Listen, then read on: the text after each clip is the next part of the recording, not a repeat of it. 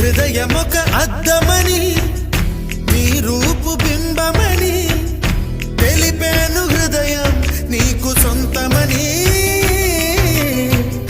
బింబాన్ని బంధింప తాడేది లేదు సఖి అద్దాల ఊయల బింబమూగే చలి నువ్వు తేల్చి చెప్పవే పిల్ల లేక కాల్చి చంపవే లైలా